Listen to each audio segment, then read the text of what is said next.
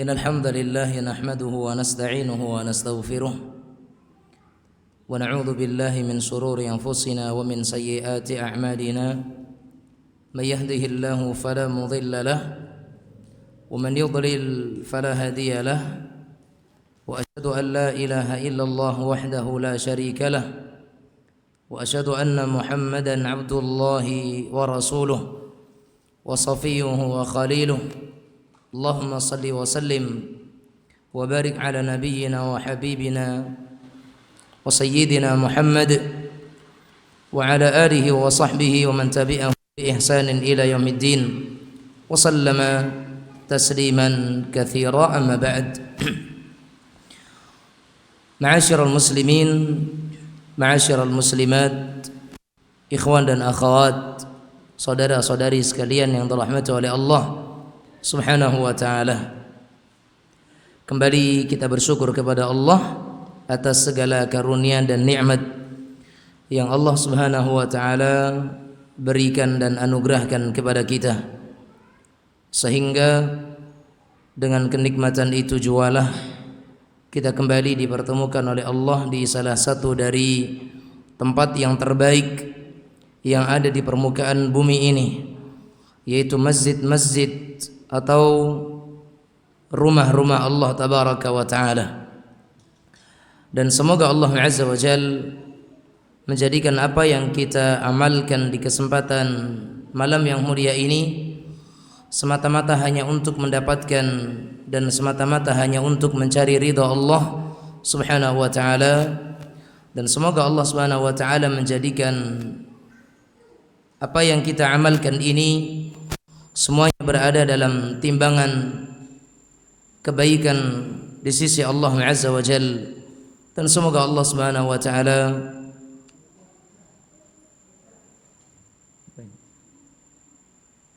bunyi mic atau bunyi kipas? Oh, kipas. Semoga Allah Subhanahu wa taala menjadikan apa yang kita amalkan ini sebagai salah satu bentuk kita mengamalkan apa yang telah Allah Subhanahu wa taala janjikan atau telah Allah Subhanahu wa taala perintahkan kepada kita. Salawat dan salam kita sampaikan dan kita haturkan kepada Nabi yang kita cintai, Rasul yang kita muliakan, Muhammad ibn Abdullah sallallahu alaihi wasallam. Semoga salawat dan salam juga terlimpah tercurah kepada keluarga beliau, kepada sahabat dan sahabiat beliau, kepada semua yang mengikuti syariat beliau sallallahu alaihi wasallam hingga hari kiamat kelak. Dan semoga Allah azza wa jalla menjadikan kita umat-umat beliau yang senantiasa istiqamah di dalam mengikuti syariat beliau sallallahu alaihi wasallam, dan Allah jadikan kita semua di antara manusia-manusia dan hambanya yang berhak untuk mendapatkan salawat, mendapatkan syafaat Nabi kita yang mulia sallallahu alaihi wa ala alihi wa sahbihi wasallam. Kaum muslimin muslimat sekalian, ikhwan dan akhwat yang dirahmati oleh Allah azza wa jalla, pada pertemuan sebelumnya kita telah membahas muqaddimah dari pembahasan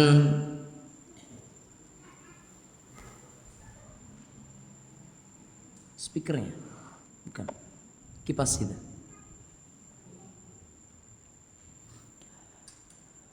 Pada pertemuan sebelumnya kita telah berbicara dan kita telah membahas tentang muqaddimah dari kitab Syarah Aqidah Ahlus Sunnati wal Jamaah. Dan kita berbicara sekarang ini dengan apa yang beliau tuliskan dalam kitab beliau ini rahimahullah, Ustaz Yazid ibn Abdul Qadir Jawaz alaihi rahmatullah. Beliau rahimahullah ta'ala menyatakan aqidah tauhid merupakan pegangan yang sangat penting dan prinsip. Kata beliau rahimahullah, ya, perkara aqidah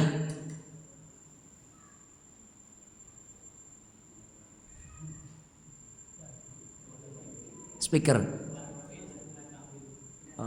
Oh, binatang, subhanallah. Baik. Kaum muslimin muslimat yang dirahmati Allah tabaraka wa taala. Naam, aqidah tauhid adalah aqidah yang atau merupakan perkara yang sangat prinsip dan sangat penting bagi seorang muslim, karena tauhid ini merupakan pondasi dan asas bangunan agama dan bangunan Islam. Sehingga tanpa akidah yang benar, tanpa tauhid yang lurus, agama seseorang tidak akan berguna bagi dirinya.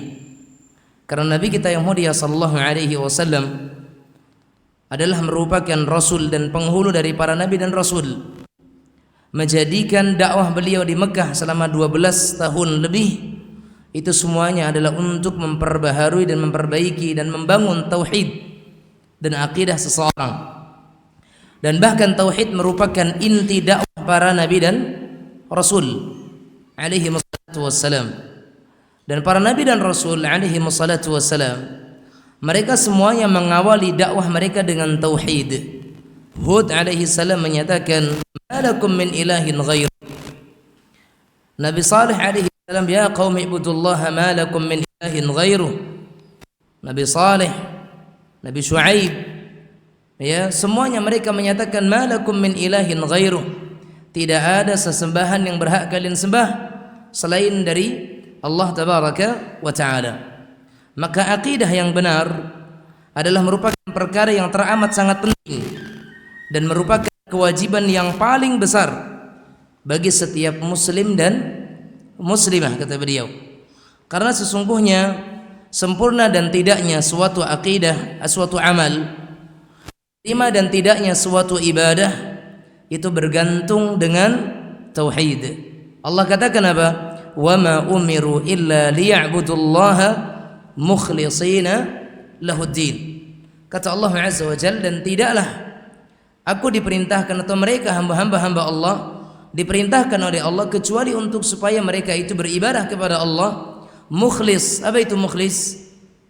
Muwahhid, mentauhidkan Allah, mengikhlaskan ibadah itu semata-mata hanya untuk Allah Azza wa Jalla. Karena akidah adalah tauhid dan tauhid adalah akidah.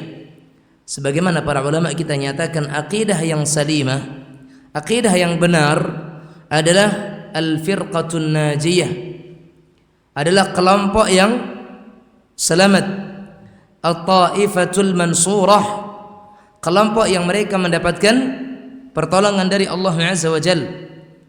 Atau aqidatus salaf, akidahnya generasi salaf, para sahabat, tabi'in, tabi'ut tabi'in. Atau aqidatu ahli hadis, akidahnya ahli hadis. Makanya sebagian ulama menamakan akidah yang sahih adalah aqidatus salaf atau aqidatu ahli hadis atau al-firqatun najiyah atau at-taifatul mansurah. Ini nama di antara nama-nama aqidah ahlu sunnati wal jamaah. Syekhul Islam Ibnu Taimiyah rahimahullah memiliki kitab aqidah ahlu sunnati wal jamaah, ya. Maka oleh karenanya ma'asyar aqidatul wasitiyah yang menjelaskan tentang bagaimana akidah ahlu sunnah wal jamaah. Al-Imam Al-Muzani, muridnya Al-Imam Al-Syafi'i rahimahullah, memiliki kitab Syarhus Sunnah. Al-Imam Al-Barbahari juga memiliki kitab Syarhus Sunnah. Semuanya menjelaskan tentang akidah ahlu sunnati wal jamaah.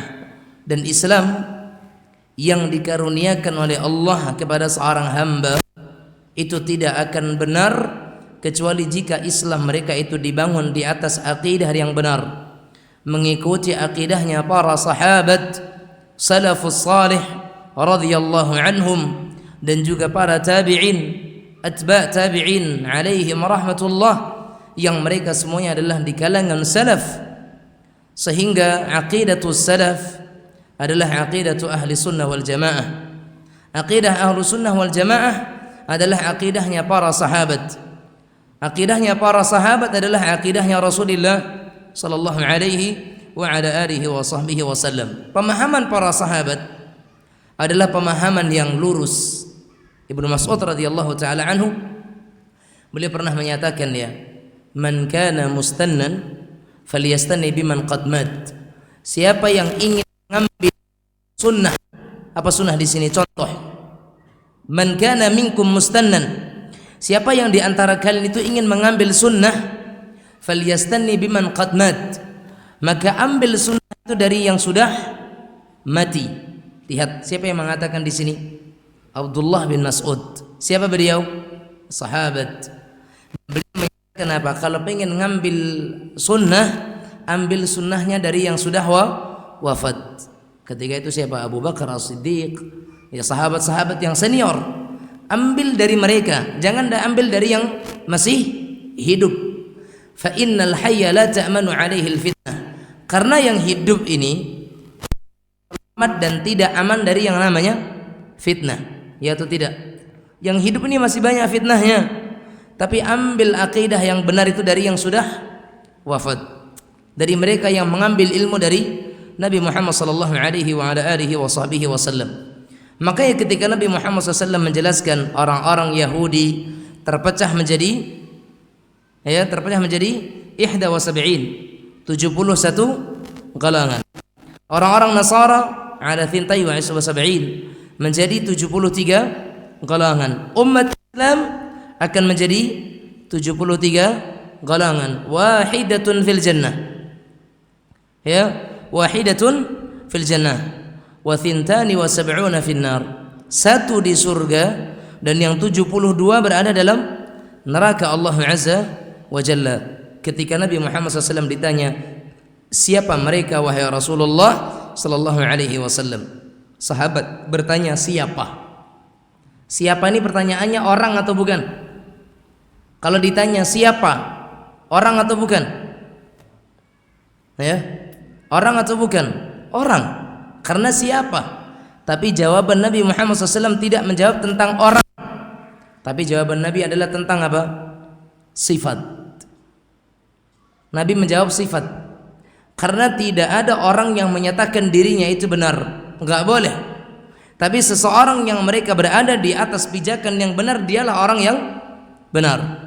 Makanya kalau ada orang yang menyatakan itu tuh, orang-orang itu menganggap dirinya paling benar, ya, atau kelompok itu tuh yang sudah memegang kunci surga, atau mereka itulah yang menganggap dirinya adalah surga yang semuanya berada dalam neraka Allah Azza wa Jalla. Kita tidak menyatakan kitalah satu itu, tidak menyatakan demikian.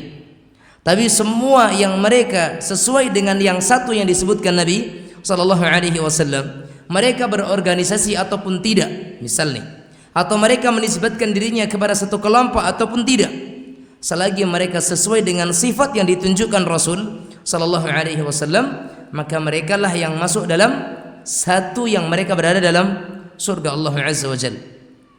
Karena Nabi Muhammad sallallahu alaihi wasallam ketika ditanya siapa itu yang satu yang selamat itu, Nabi tidak menjelaskan dengan orang, tapi beliau memberikan jawaban dengan sifat. Apa kata beliau? Al-jamaah. Kata Rasul sallallahu alaihi wasallam, al-jamaah. Apa itu jamaah? Maka ketika ditanya tentang jamaah, para ulama itu menyatakan apa? Ma wafaqal haqqa walau kunta wahdak. Al-jamaah itu adalah yang sesuai dengan hak. Dan hak itu patokannya apa? Hak patokannya apa? Kalau tidak Al-Quran maka hadis. Karena Allah katakan apa? Fa imma ya'tiyannakum minni hudan faman tabi'a hudaya fala khaufun 'alaihim wala hum yahzanun. Dalam ayat yang lain, faman ittaba'a hudaya fala yadhillu wala yashqa. Kata Allah Azza wa Jalla, yang mengikuti petunjukku. Dan petunjuk Allah itu dua. Kalau bukan Al-Quran maka dia hadis. Karena dua-duanya adalah wahyu Allah Azza wa Jalla. Al-Quran wahyu, hadis wahyu. Bedanya kalau hadis itu dengan lafaz dari Rasulullah sallallahu alaihi wasallam. Hadis wahyu atau bukan? Hadis wahyu atau bukan? Jamaah, hadis wahyu atau bukan? Wahyu. Dalilnya apa? Dalil kalau hadis itu wahyu apa?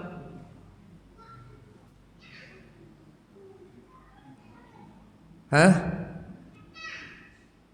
Wama yantiqu 'anil hawa in huwa illa wahyun yuha.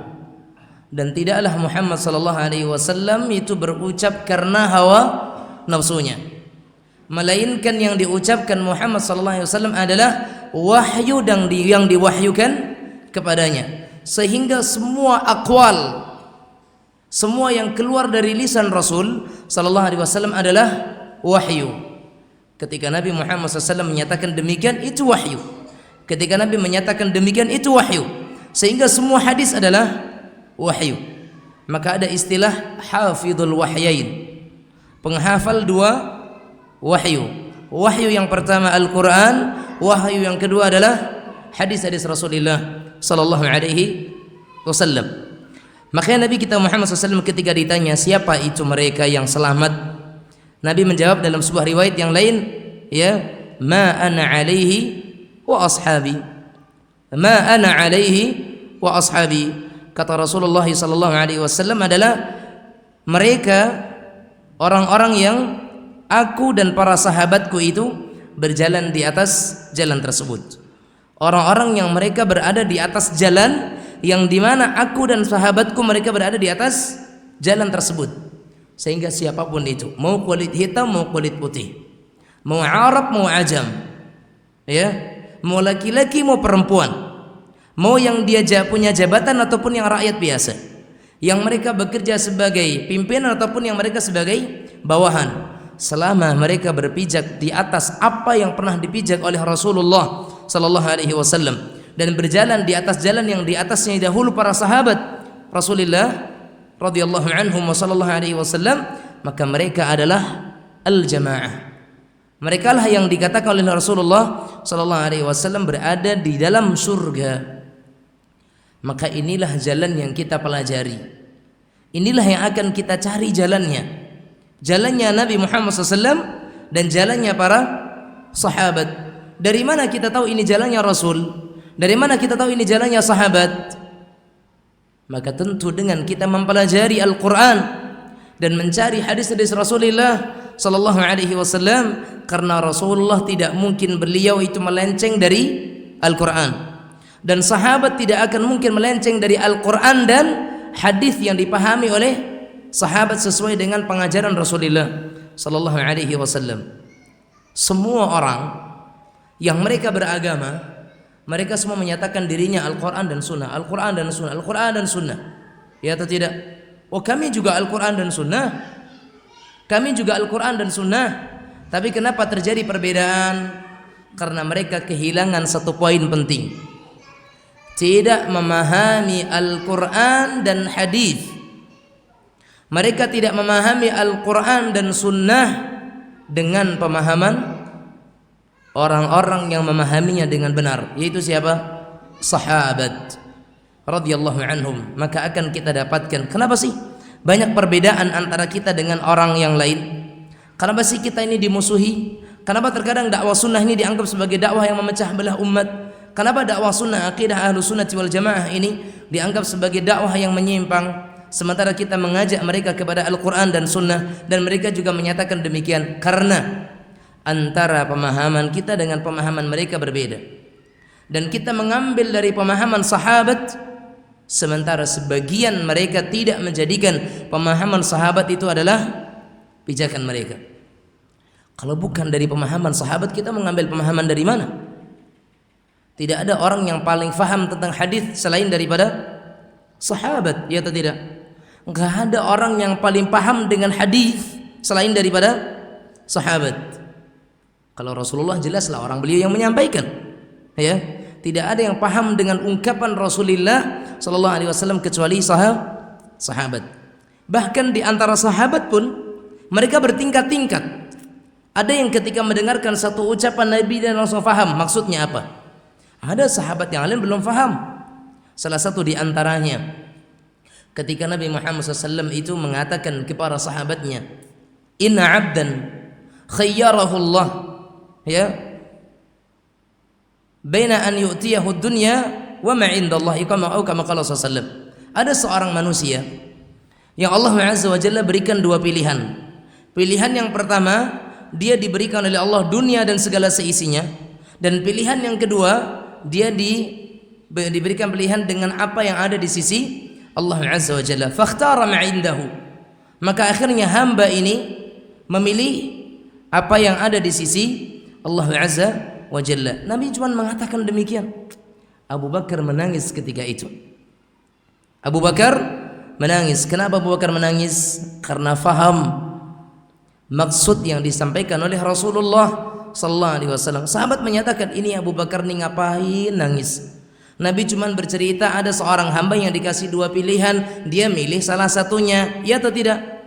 Orang yang nggak paham akan mengatakan, kok nangis dia? Kenapa nangis? Tapi Abu Bakar punya pemahaman yang cerdas bahwa orang yang dimaksudkan oleh Rasul itu siapa? Ya Rasulullah itu sendiri. Dia yang memilih untuk lebih memilih apa yang ada di sisi Allah, dan beliau tinggalkan dunia. Maksudnya ajal beliau sudah dekat. Abu Bakar faham. Ketika Rasulullah wafat barulah kemudian mereka sadar, fa innal mukhayyaru huwa Rasulullah sallallahu alaihi wasallam. Ternyata hamba yang diberikan pilihan itu adalah Nabi Muhammad sallallahu alaihi wasallam. Sementara sahabat ada saja berbeda-beda dari sisi pemahaman, apalagi kita yang sudah 14 abad ditinggal oleh Rasulullah SAW, terus tidak mengambil pemahaman sahabat, dari mana kita akan faham hadis? Banyak orang yang tahu hadis, betul. Banyak orang yang hafal hadis, na'am. Banyak orang yang mereka mempelajari hadis, iya. Tapi yang faham hadis dengan sebagaimana pemahaman sahabat, ini yang harus kita pahami. Sekedar hafal hadis tapi tidak mengerti hadis bagaimana dipahami oleh sahabat, apa gunanya? Ya, bahkan sering kita sampaikan ibaratnya seperti orang yang membeli keramik. Dia cari keramik yang paling bagus, tapi ternyata cara pasangnya tidak tahu, ya kan? Gak usah terbalik dulu lah.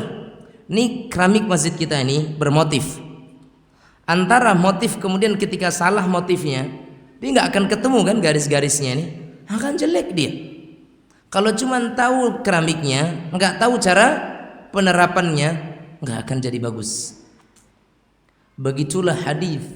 Tahu hadisnya, tidak tahu cara penerapan hadisnya, karena tidak faham dengan benar, maka akan salah pengamalan hadis tersebut. Maka tidak mungkin seseorang itu lari dari pemahaman sahabat.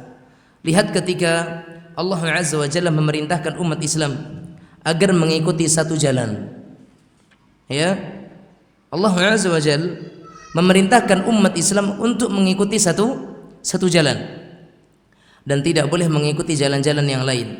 Allah katakan dalam surat Al-An'am di ayat yang ke-153, wa anna hadha sirati mustaqiman fattabi'uh, wa anna hadha sirati mustaqiman fattabi'uh, dan ini adalah jalanku, kata Allah, yang mustaqim. Jalanku dengan kata-kata wa anna hadha sirati, jalanku dengan mufrad, artinya adalah satu. Jalan Allah itu hanya satu, mustaqim, lurus.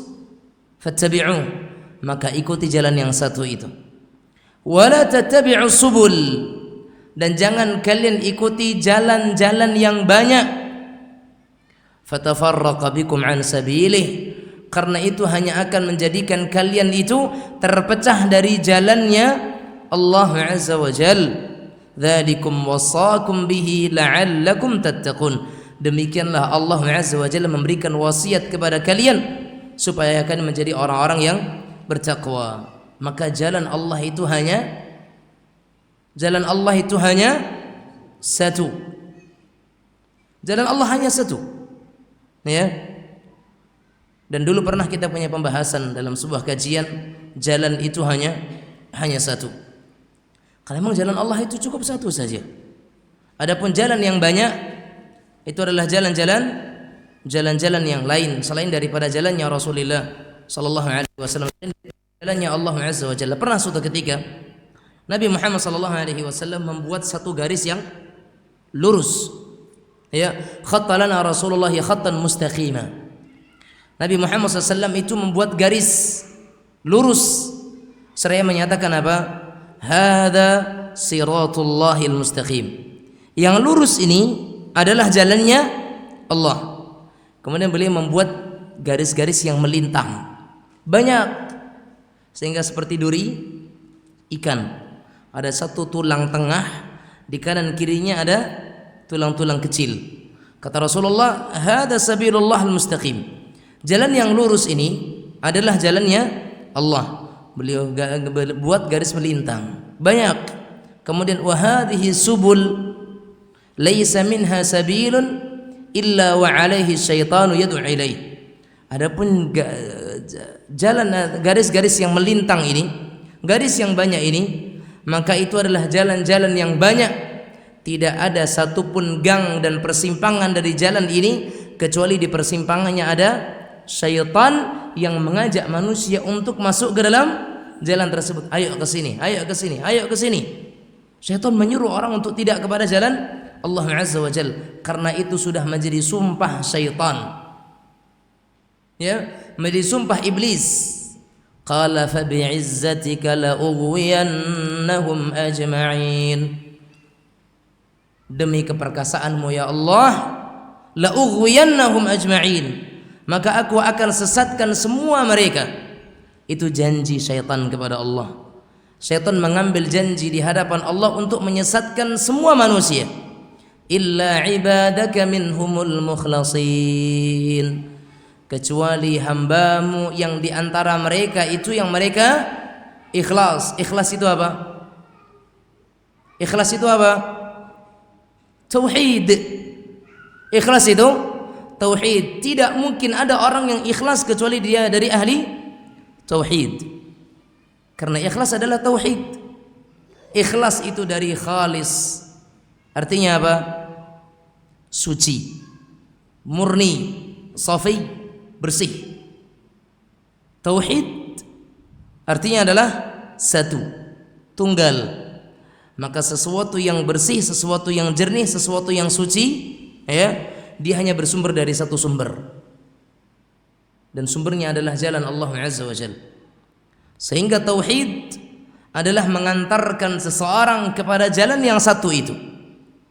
Jalan yang lurus, jalan yang benar, jalan yang suci dan bersih, jalan yang bening.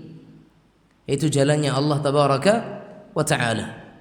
Makanya mempelajari tauhid adalah mempelajari bagaimana seseorang itu kembali kepada jalannya Allah Azza wa Jalla. Dan jalan Allah otomatis menjadi jalan Rasulullah sallallahu alaihi wa ala alihi wa sahbihi wasallam. Maka oleh karenanya ikhwan dan akhwat sekalian yang dirahmati oleh Allah Azza wa Jalla, lihat ketika Allah Azza wa Jalla berfirman dalam surah Al-Fatihah di ayat yang ke-6 dan ayat yang ke-7, Allah katakan apa? Ihdinas siratal mustaqim siratal ladzina an'amta alaihim. Anda kalau fahami dengan baik-baik dua ayat ini, Anda akan faham Al-Quran, sunnah, sahabat. Kita akan faham Al-Quran dan sunnah serta sahabat. Dan itu diambil dari dua ayat ini. Allah katakan apa? Ihdinas siratal mustaqim. Ya Allah, tunjukkan kepada kami jalan yang lurus. Jalan yang lurus itu apa pedomannya? Hah? Jalan yang lurus itu petanya dengan apa? Bapak Ibu sekalian, tolong jawab. Hah? Tuntunan peta untuk jalan yang lurus itu apa? Al-Quran dan hadis, kan? Ada selain daripada itu? Ada yang selain daripada itu? Diem. Gimana sih? Hah? Ada nggak selain Al-Quran dan hadis? Ada? Nggak ada. Ya, pedoman kita dua, Al-Quran dan hadis. Mungkin nggak Al-Quran saja? Mungkin nggak orang cuma berpedoman kepada Al-Quran dan menolak hadis? Hah? Mungkin atau tidak? Jawab dengan penuh keyakinan. Tidak. Kenapa tidak, Pak? Karena hadis itu menggambarkan Al-Quran. Apalagi penjelas Al-Quran. Apalagi penarang Al-Quran. Apalagi yang menjelaskan secara spesifik ibadah yang disebutkan di dalam Al-Quran. Tayyib, semua rukun Islam, salat, zakat, puasa, haji, rukun Islam atau bukan? Rukun Islam atau bukan? Di mana kita dapatkan rukun Islam ini? Di dalam Al-Quran. Tayyib. Anda bisa melaksanakan rukun Islam dari mana keterangannya? Hadis. Ada enggak keterangan dalam Al-Quran tentang tata cara salat? Enggak ada ya? Beneran enggak ada? Hah? Keterangan salat ada enggak dalam Al-Quran? Penjelasannya, tata cara salat dalam Al-Quran ada atau tidak? Yakin enggak ada?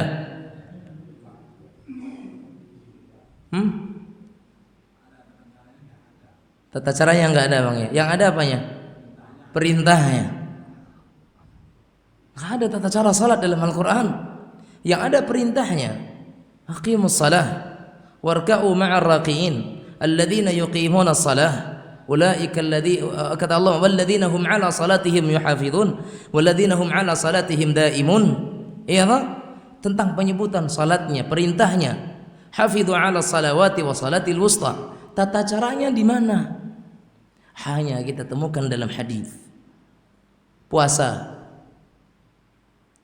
Dari mana Anda dapat itu puasa nanti sampai maghrib? Kata Allah wa atimus siyama ilal lail. Sempurnakanlah puasa itu sampai malam kan? Sampai malam. Allah nyatakan malam. Sementara terkadang kita lihat adzan maghrib masih terang. Udah malam tuh. Udah malam. Belum kan? Tapi semuanya dalam hadis dijelaskan. Tentang zakat, syariat zakat, tentang cara-cara zakat, kadar zakatnya. Di mana kita dapatkan? Hadis. Haji, tentang rukun-rukunnya, syarat-syaratnya, wajib-wajibnya, pembatal-pembatalnya, di mana kita dapat?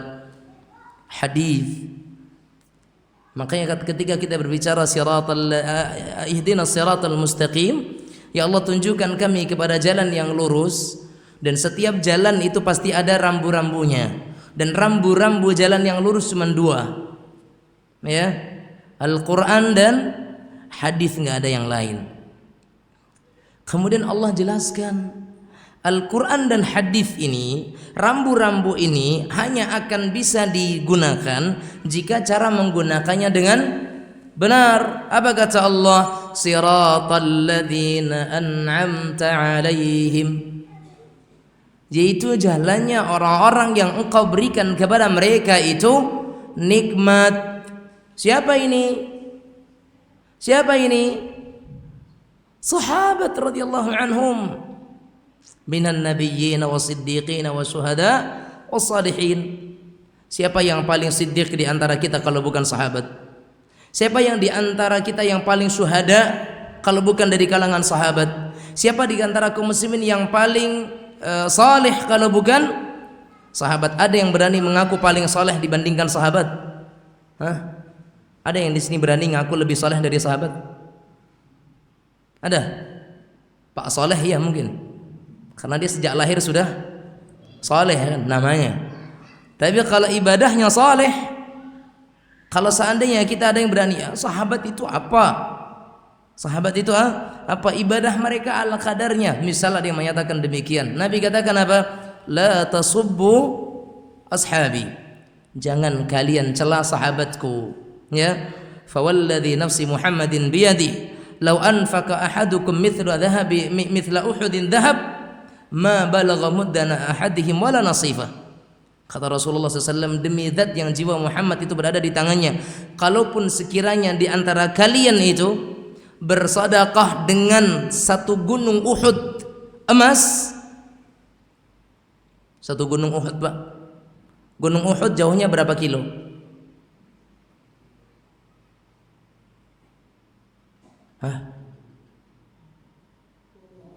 Wallahu a'lam. Jamaah sekalian rahimanillah wa yakum, gunung Uhud itu luar biasa besarnya, ya kan? Luar biasa besarnya. Kalau Anda lihat gunung Uhud kemudian emas besar itu Anda infakkan, kira-kira mungkin nggak? Mungkin nggak? Tak dijawab lagi. Anda punya gunung Uhud emas, mungkin nggak Anda infakkan? Ya, diinfakkan mungkin nggak semuanya ya. Kalau segodang gunung Uhud mungkin yang diinfakkan sebesar tisu. Itu pun masih mikir-mikir. Saya yang nyari, orang yang dapat. Enggak. Dan mencari uang lo yang menikmati. Kufurnya kita sebagai manusia, ya kan? Tapi kalaupun sekiranya ada di antara kita yang punya emas sebesar gunung Uhud, kemudian diinfakkan semuanya, maka itu tidak setara dengan infaknya sahabat, ya, tidak setara dengan nilai infak sahabat atau dengan nilai ibadah mereka walaupun hanya dengan 1 mud atau setengahnya. Itu kata Rasulullah SAW. Karena mereka itu orang-orang yang mulia, orang yang paling saleh, orang yang paling faham dengan agama, orang yang paling mengerti dengan syariat, orang yang paling mengerti dengan hadis. Maka tidak mungkin kita bisa beragama dengan agama yang benar kalau tidak mengambil pemahaman sahabat. Bohong itu orang-orang yang mereka menyatakan faham agama tapi tidak mengambil pemahaman sahabat radhiyallahu anhum. Maka Allah katakan siratal ladzina an'amta alaihim, jalannya orang-orang yang Kau berikan kepada mereka itu nikmat. Ini adalah orang-orang yang mereka itu berada dalam pemahaman yang benar. Itu sesuai dengan pengajaran Rasulullah sallallahu alaihi wasallam. Karena pelajaran yang paling benar itu diambil dari guru yang paling benar juga, dan tidak ada guru yang paling benar selain daripada Rasulullah sallallahu alaihi wasallam. Manusia maksum, manusia yang tidak akan pernah salah. Adapun Umar Hadi itu banyak salahnya, ya. Tapi kalau Rasulullah sallallahu alaihi wasallam tidak ada satupun yang salah. Bahkan terkadang kita sudah membaca hadis, kita sudah berusaha untuk memahami pemahaman sahabat, masih juga ada yang salah yang kita sampaikan. Itu manusia. Maka tidak ada yang lebih paham dengan agama selain daripada mereka yang mengambil pelajaran langsung dari Rasulullah sallallahu alaihi wa ala alihi wasallam. Rahasianya kenapa sih sampai-sampai Al-Fatihah ini diwajibkan oleh Allah untuk dibaca dalam salat? Salah satu di antara hikmahnya karena di situ ada permintaan yang mulia. Ini tadi, ihdinas siratal mustaqim. Dalam Al-Fatihah ada minta hidayah. Di dalam Al-Fatihah ada doa minta hidayah, dan itu doa pertama yang dicantumkan di dalam Al-Quran. Doa yang pertama kali yang Allah perintahkan dalam Al-Quran adalah ini, doa untuk minta hidayah, ya, minta hidayah. Dan cara untuk minta hidayah, untuk mendapatkan hidayah, dijelaskan oleh Allah Azza wa Jalla dengan doanya yang diperintahkan oleh Allah kepada nabinya, wa qur rabbi zidni ilma.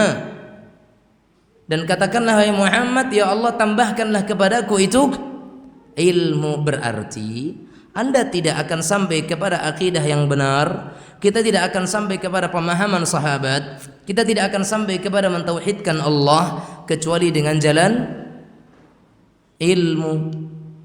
Dan kita tidak akan menjadi orang yang punya ilmu kalau kita tidak menuntut ilmu. Wa innamal ilmu bitta'allum, kata Nabi SAW, ya, wa innamal ilmu bitta'allum. Ilmu hanya akan didapat dengan menuntut ilmu, ya. Karena ilmu yang dicari, ilmu yang kita inginkan, maka ilmu yang kita cari. Sebagaimana al-hilmu bittahallum, sifat lembut, lemah lembut itu juga hanya kita bisa dapatkan dengan jalan apa? Mempelajari kelembutan. Wa innal hilma bittahallum wa innamal ilmu bitta'allum. Sesungguhnya al-hilm, kelembutan, hanya didapatkan dengan sifat lemah lembut, dan sesungguhnya ilmu hanya didapatkan dengan seseorang itu mempelajari ilmu itu. Oleh karenanya jemaah sekalian, permohonan dan doa seorang muslim dalam sehari semalam sebanyak 17 kali minimal,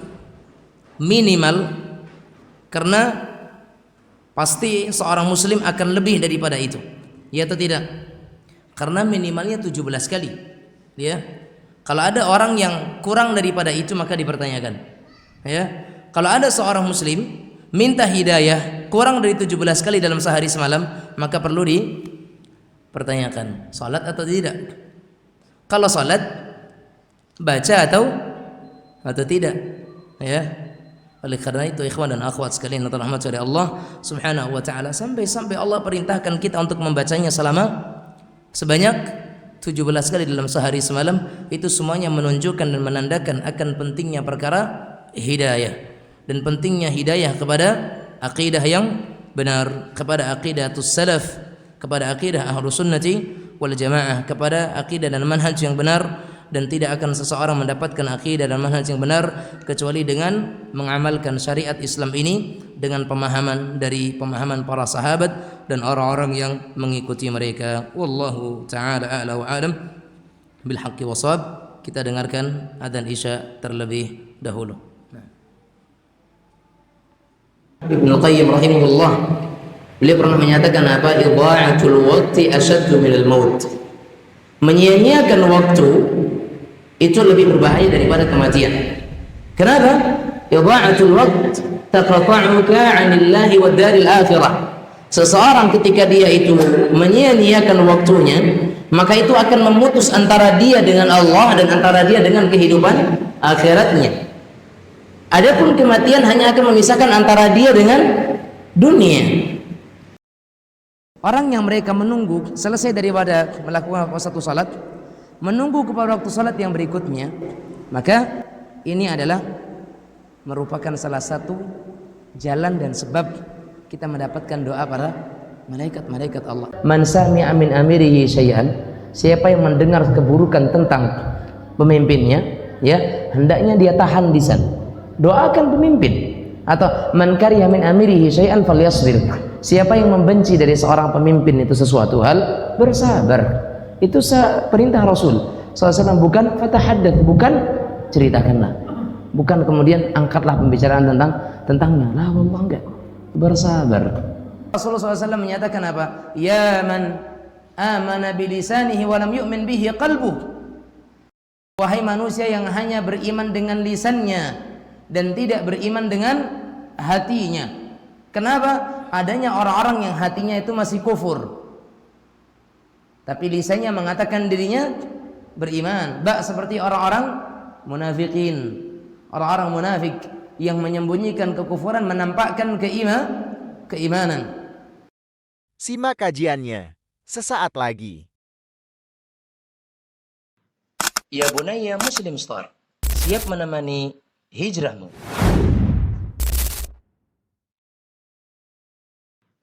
Ya bunayya muslim star, siap menemani hijrahmu.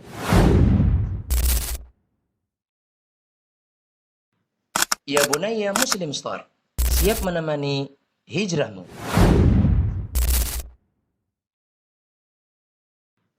Ya bunayya muslim star, siap menemani hijrahmu.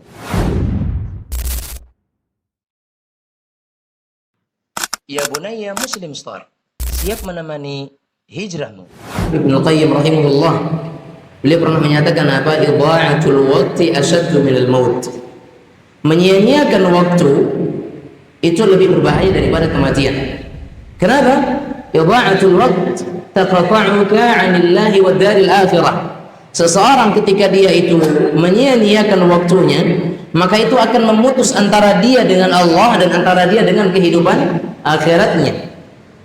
Adapun kematian hanya akan memisahkan antara dia dengan dunia.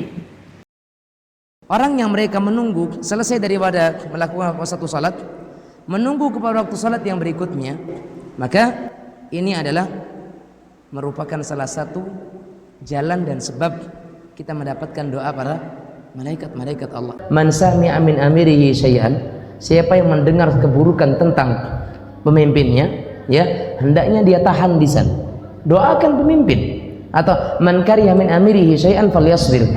Siapa yang membenci dari seorang pemimpin itu sesuatu hal, bersabar.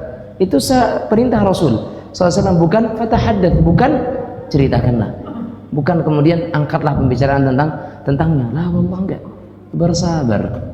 Rasulullah SAW menyatakan apa? Ya man amana bilisanihi wa lam yu'min bihi qalbuh. Wahai manusia yang hanya beriman dengan lisannya dan tidak beriman dengan hatinya. Kenapa? Adanya orang-orang yang hatinya itu masih kufur, tapi lisannya mengatakan dirinya beriman. Seperti orang-orang munafikin, orang-orang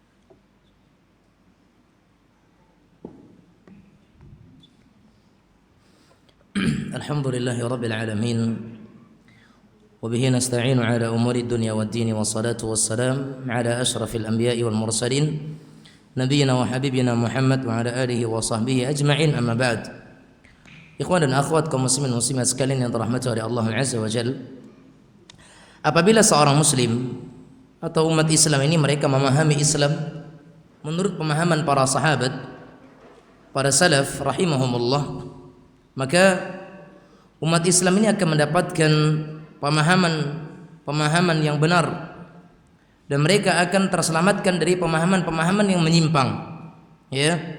Karena memang realita umat Islam saat ini mereka itu dihadapkan kepada banyaknya dai-dai atau banyaknya para penyeru-penyeru kebatilan yang mengajak manusia kepada kesyirikan, kepada kebid'ahan dan seterusnya.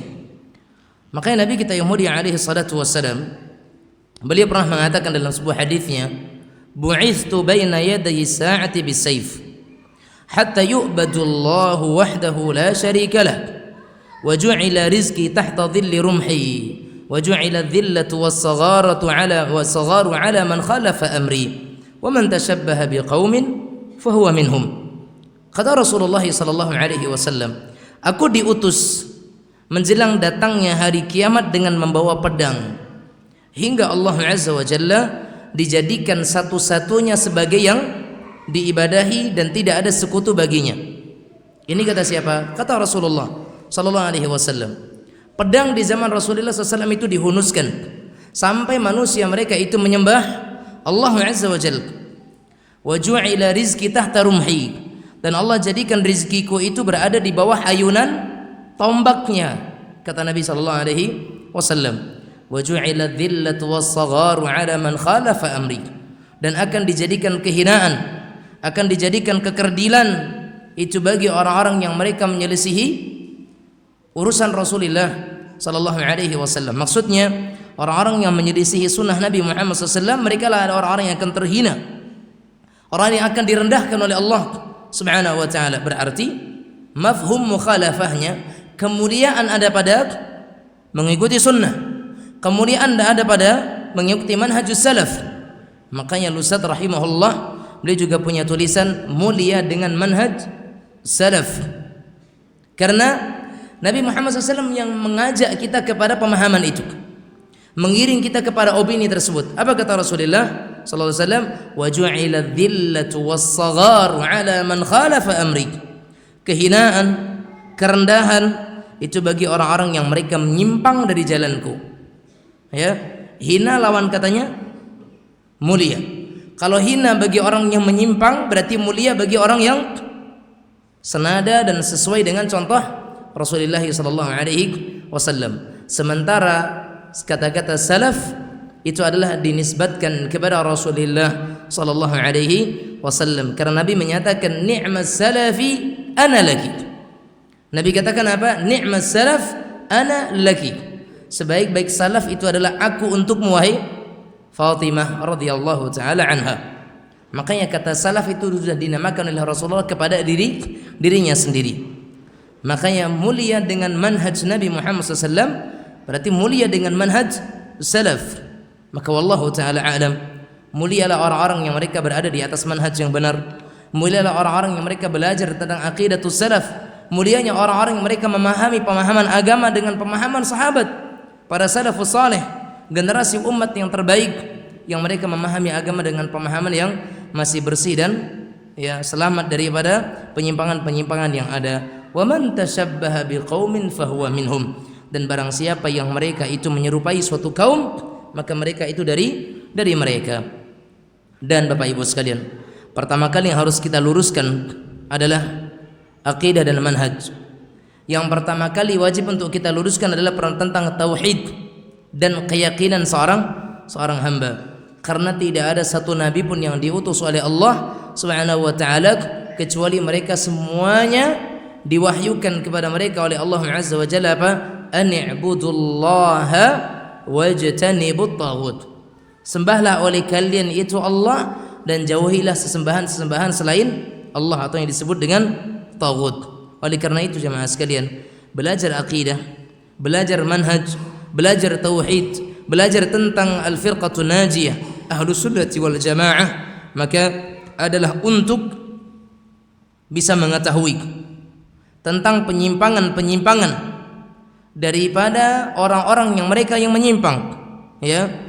Karena ada di sebagian orang yang mereka mengaku-ngaku sebagai orang yang berakidahkan atau yang berpemahamkan ahlu sunnah wal jamaah, atau mereka menyatakan dirinya sebagai pengikut Imam Syafi'i rahimahullah, akan tetapi pengakuan mereka, dakwaan mereka terhadap diri mereka itu adalah pengakuan yang tidak benar. Bagaimana mungkin mereka mengaku diri mereka itu ahlu sunnah wal jamaah? Bagaimana mungkin mereka menyatakan diri mereka itu mengikuti Imam Syafi'i rahimahullah, sementara mereka masih tetap melakukan perkara-perkara yang dilarang, berbuat syirik, melakukan kebid'ahan, ya.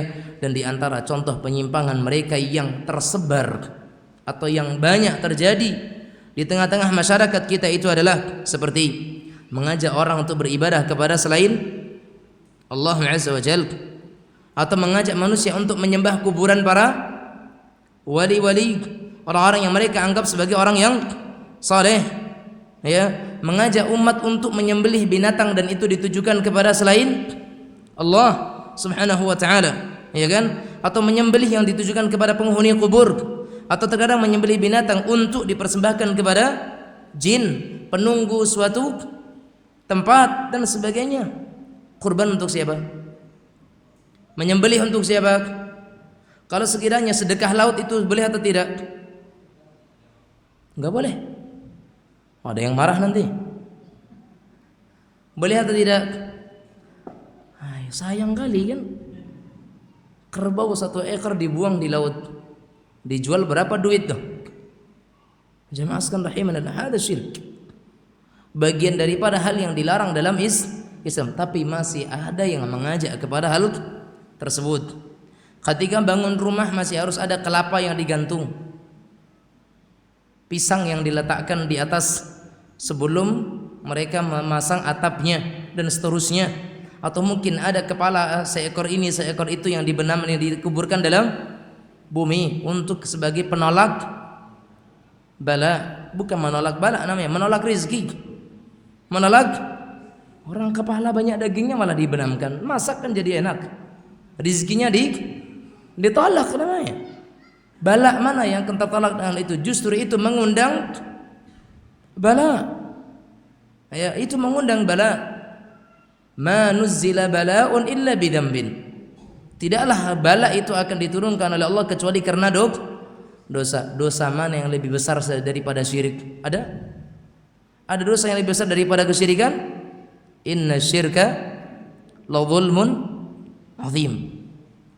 Mereka menyatakan dirinya ahlu sunnah wal jamaah, pengikut Imam Syafi'i, tapi mereka masih mengingkari sebagian sifat-sifat Allah, mentakwil sifat-sifat Allah, mengajak orang untuk melakukan perbuatan bid'ah dan sebagainya. Imam Syafi'i yang mana?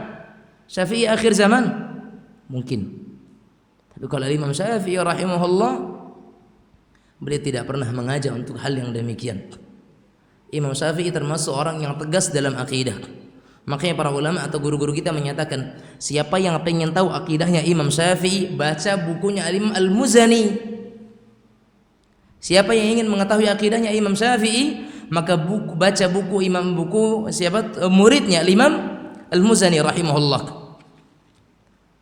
Karena apa? Karena Imam Al-Muzani termasuk di antara murid Imam Syafi'i yang belajar darinya tentang akidahnya, tentang fiqihnya, tentang semuanya, tentang hadisnya.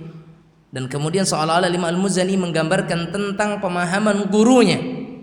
Maka baca kitab Syarhus Sunnahnya Imam Al-Muzani atau buku-buku yang lainnya, maka dia akan mengetahui bagaimana akidah Imam Syafi'i rahimahullahu ta'ala.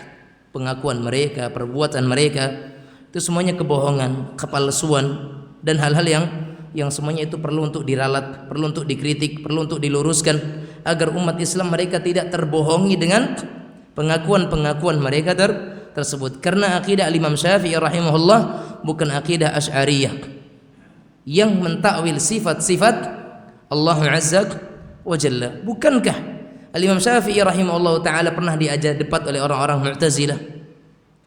tentang masalah kita nggak boleh mengatakan Allah itu mempunyai pendengaran, Allah mempunyai penglihatan, sementara Allah nyatakan dirinya wa huwas samiul basir. Bukankah kemudian diajak debat tentang Al-Quran itu adalah makhluk, ya kan?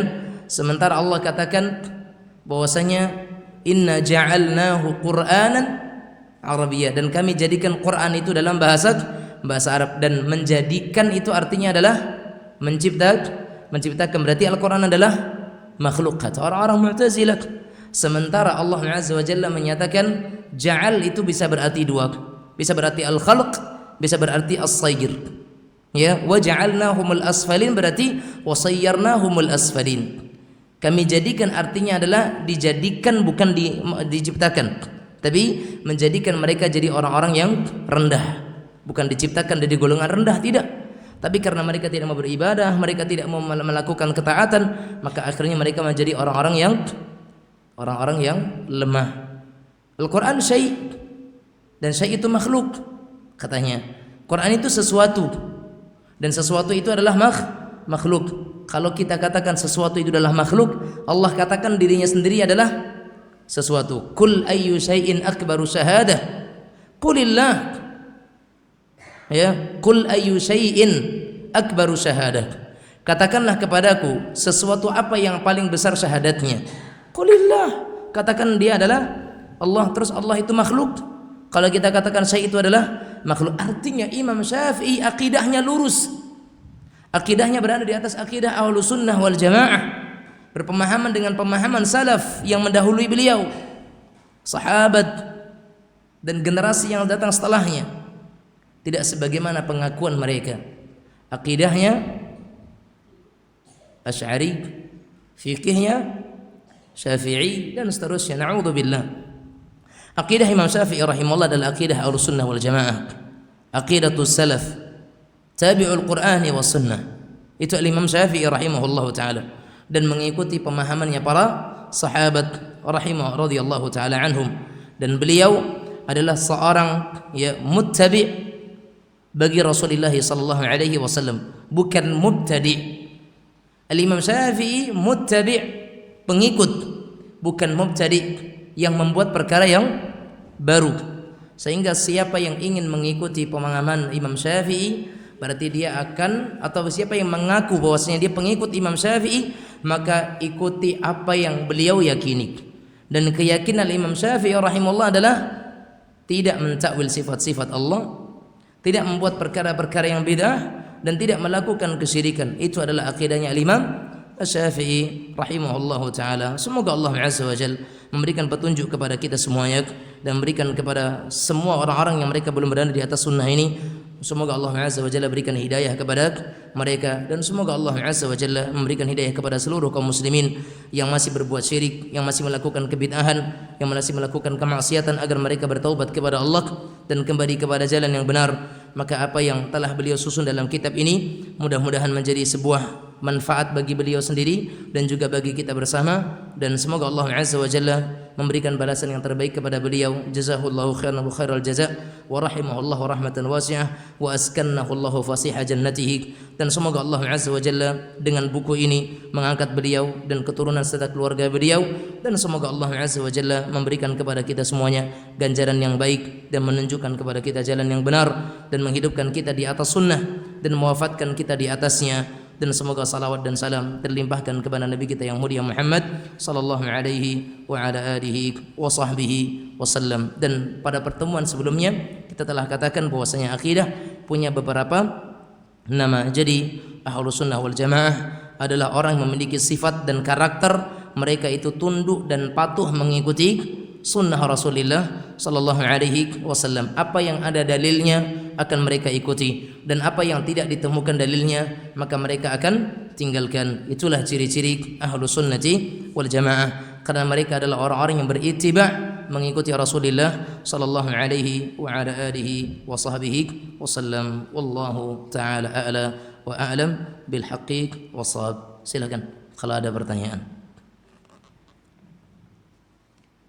Ya, enggak ada naganya. Ada yang mau tanya?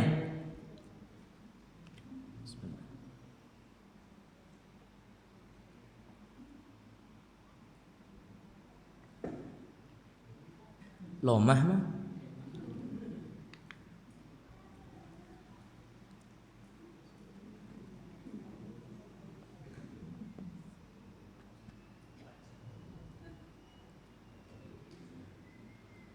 Ya, silakan Pak.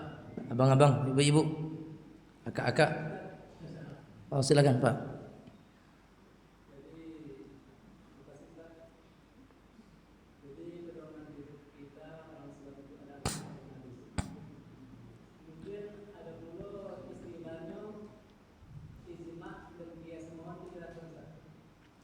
Jamaah sekalian rahimanillah wa iyyakum. Ijma' itu kesepakatan para ulama. Dan para ulama itu mereka bersepakat setelah mereka mencari dalil dari Al-Quran dan hadis. Sehingga ketika kita nyatakan kita mengambil ijma' para ulama, berarti kita mengikuti Al-Quran dan hadis.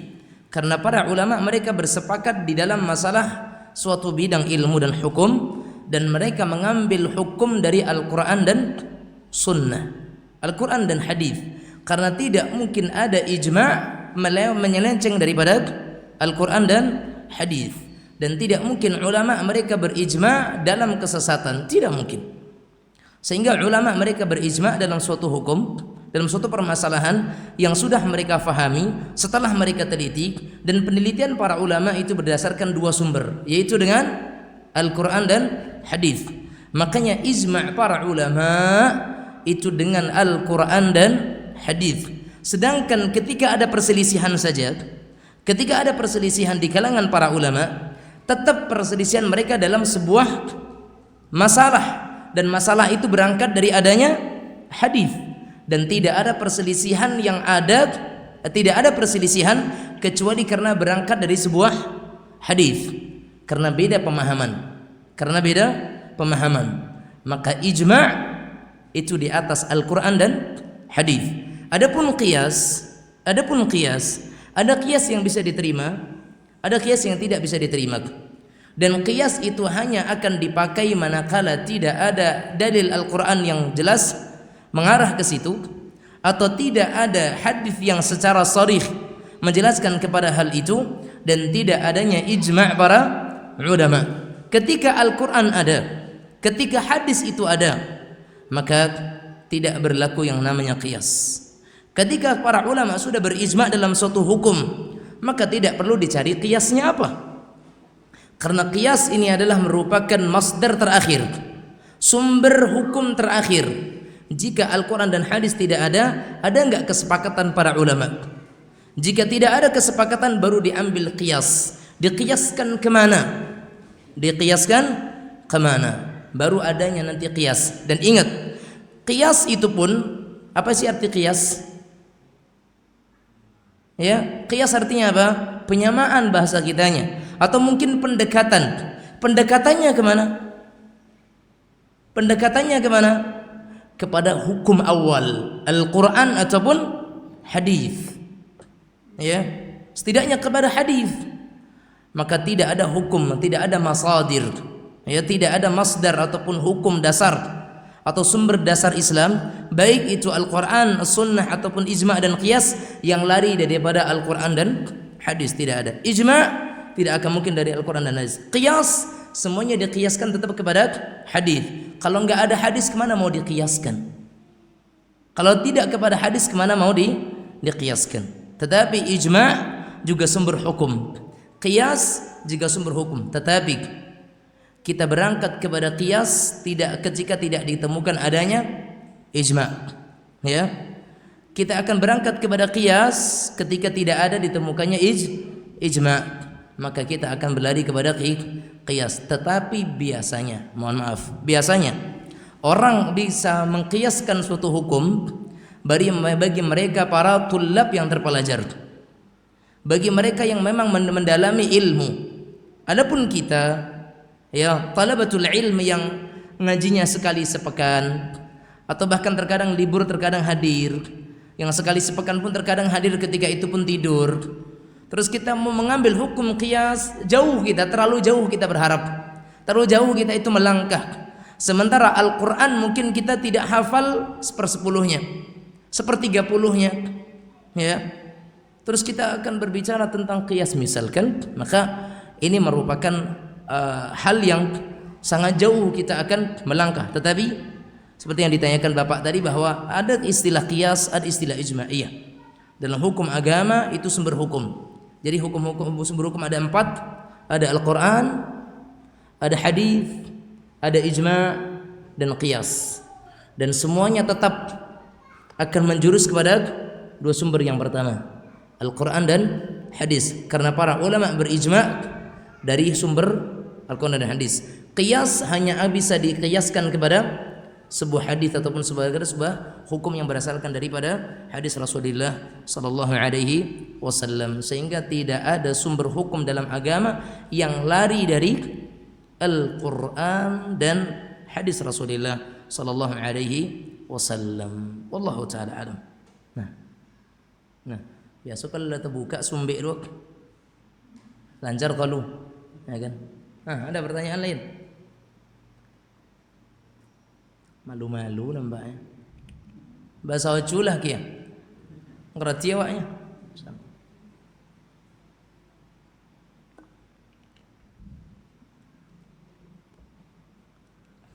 Baik, kaum muslimin muslimat yang dirahmati oleh Allah Azza wa Jalla, jika tidak lagi ada pertanyaan, maka mudah-mudahan kita semuanya memahami apa yang disampaikan, dan semoga Allah Azza wa Jalla memberikan kepada kita keselamatan dari pemahaman-pemahaman yang menyimpang, dari akidah-akidah yang melenceng, akidah-akidah yang batilah, dan semoga Allah Subhanahu wa taala fahamkan kita di atas agama ini sesuai dengan pemahaman yang benar, dan semoga Allah Subhanahu wa taala satukan kita bersama dengan para nabi, siddiqin, syuhada dan salihin, karena mereka lah orang-orang yang kita minta agar Allah Azza wa Jalla kumpulkan kita bersama dengan mereka di surga Allah Subhanahu wa taala. Dan hendaknya ketika kita sudah mempelajari tidak ada jalan yang benar kecuali jalannya Rasulullah sallallahu alaihi wasallam dan para sahabatnya, maka cintailah Rasulullah sallallahu alaihi wasallam, cintailah para sahabat radhiyallahu anhum, karena Nabi kita katakan sallallahu alaihi wasallam, al-mar'u ma'a man ahabba, seseorang itu bersama dengan orang yang dicintainya. Kalau kita cinta Rasulullah, kalau kita cinta sahabat Rasulullah radhiyallahu anhum ajma'in, maka kita akan dikumpulkan bersama dengan mereka. Maka Ibnu Abbas, Anas bin Malik radhiyallahu taala anhu, ketika beliau mengetahui hadis ini, maka beliau menyatakan apa? Aku cinta Rasulullah SAW sebagaimana aku juga cinta kepada Abu Bakar dan Umar, walaupun aku tidak akan bisa sama seperti mereka. Tapi harapannya kecintaan kita kepada Rasulullah sallallahu alaihi wasallam, kecintaan kita kepada Abu Bakar, kepada Umar, kepada sahabat-sahabat yang lainnya, itu menjadikan kita berkumpul dengan mereka di dalam surga Allah Subhanahu wa taala. Dan semoga Allah Subhanahu wa taala terima amal-amal kita dan Allah hapuskan segala dosa-dosa kita. Aqulu qouli hadzak, barakallahu li wa lakum, wa sallallahu wasallam ala nabiyyina Muhammad wa ala alihi wa sahbihi wasallam, wa billahi taufiq. Wassalamu alaikum warahmatullahi wabarakatuh.